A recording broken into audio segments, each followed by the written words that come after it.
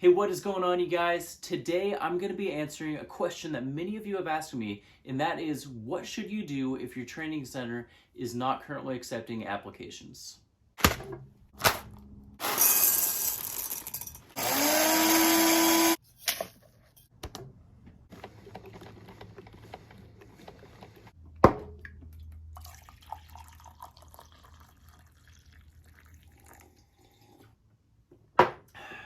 All right, well, hey you guys, my name is Steven, and if you're new to my channel, the entire purpose of what I'm doing here is basically to be a resource for you if you are interested in becoming an electrician and you want to pursue this as a career.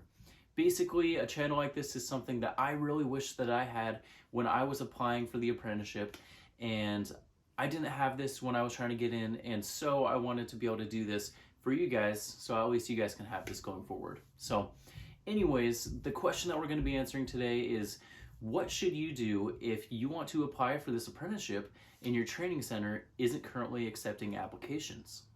Now, of course, as I'm making this video, it is 2020, which means that the world at this moment is pretty much just crazy. Okay, everything is upside down.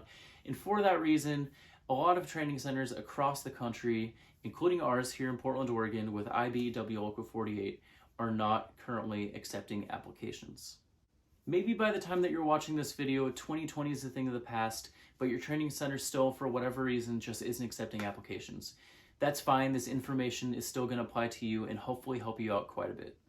Now, I just want to say something that is probably something that you don't want to hear, but just hear me out. The fact that the training centers aren't accepting applications at the moment actually might be something in the long run that will work out in your favor. Let me explain. Now, this apprenticeship is a very competitive program to get into. Okay, the training centers receive thousands of applications every single year.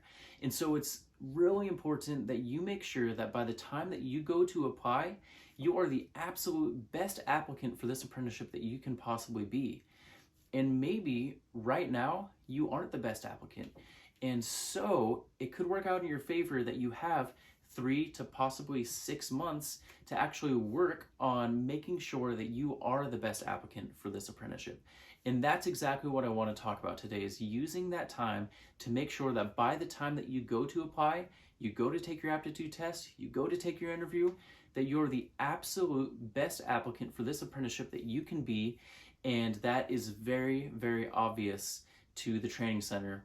So that way they will hire you and you will start this apprenticeship.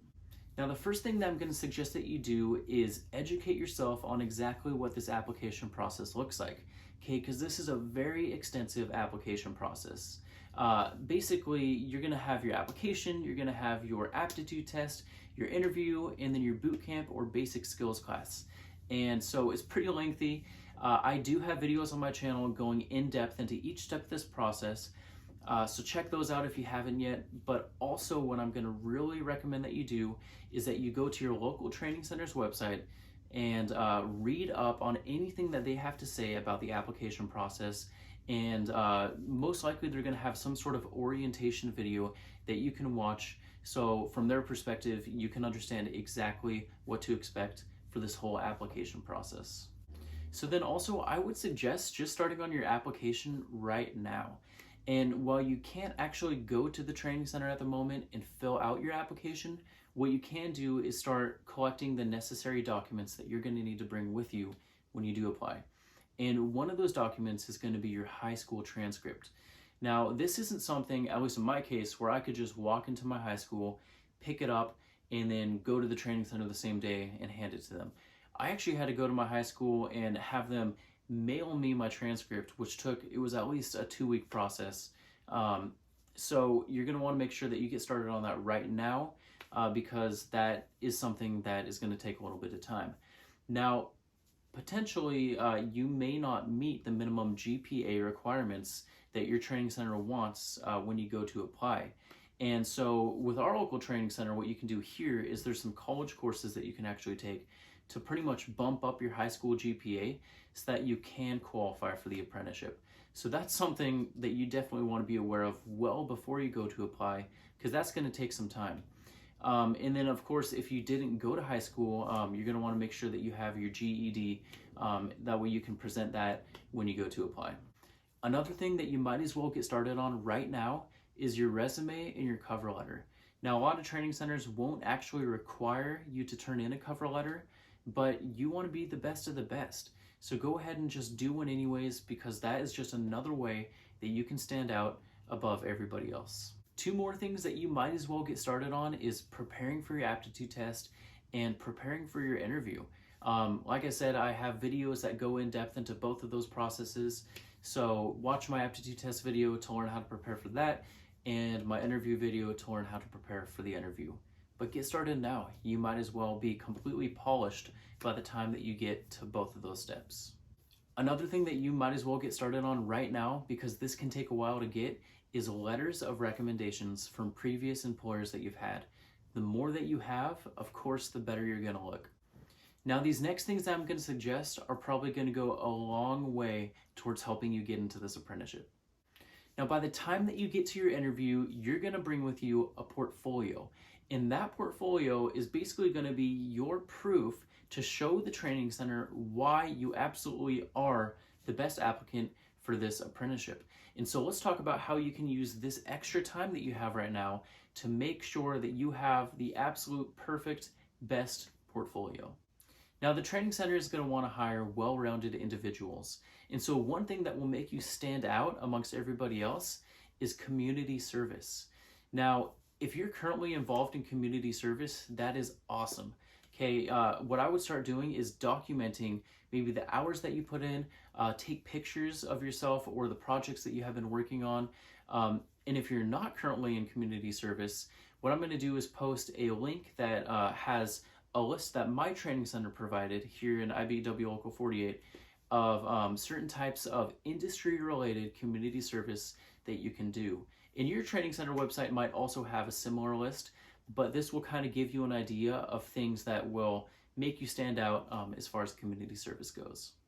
And of course, something that the training center is looking for in all of their applicants is the ability to use tools. So now is the time to start taking pictures of or compiling pictures of projects that you have worked on, things that you've built, things that you fixed, so that way when you go and take your interview, you can show the interview committee the pictures of the things that you've worked on and prove to them that you can in fact work with tools. So one thing that I put in my portfolio that I think helped me stand out and showed the training center that I could use tools was a picture of a desk that I actually made my wife a couple years before I even applied to the apprenticeship. And it wasn't anything fancy, but I mean, it was nice. And so I put a picture of that in my portfolio, and yeah, it showed the training center that I could use power tools and that I actually enjoyed building and creating things. So when I was putting together my portfolio, I wanted to get really creative and try to think of ways that I could stand out amongst everybody else. And one thing that I thought of to do is to actually put together or solder some sort of electrical kit together. And I'm really interested in guitar. I love to play it. I love guitar pedals. So what I found online was actually a guitar pedal kit that I had shipped to my house. And it just had the circuit board, and then it had all of the electrical components that I could solder together by myself. And I bought that specifically with the interview in mind to show the interview committee that I was interested in electricity and capable of working with it. And I took pictures of that, and I presented that, to the committee when I actually went and took my interview. And I could tell that they were pretty impressed by that. And it was, I think, one of the reasons why they probably chose me over other people. When I was preparing for this video, I actually found an electronic soldering kit on Amazon that's basically just a mini FM radio where you're going to solder all the components together on the circuit board, and it has the soldering iron and everything included in it. It's like 20 bucks. So I'm going to go ahead and put that in the description above, and maybe you get that one, maybe you find something else. But if you can include pictures of some sort of electronic project into your portfolio, I think it's really going to help you stand out when you go to take your interview. So I hope you can see the value in the things that I'm suggesting right now to you. The fact that by doing these projects and taking pictures of these things will prove to the training center that you are mechanically inclined and that you do enjoy working with tools. And honestly, if you really haven't ever done anything like that, now's the time to learn. Okay, if you don't know how to fix things on your car, there's plenty of YouTube videos. Learn how to do those things and then go fix them like today, right now, right after you finish this video. Change your spark plugs, change your brakes, I don't know.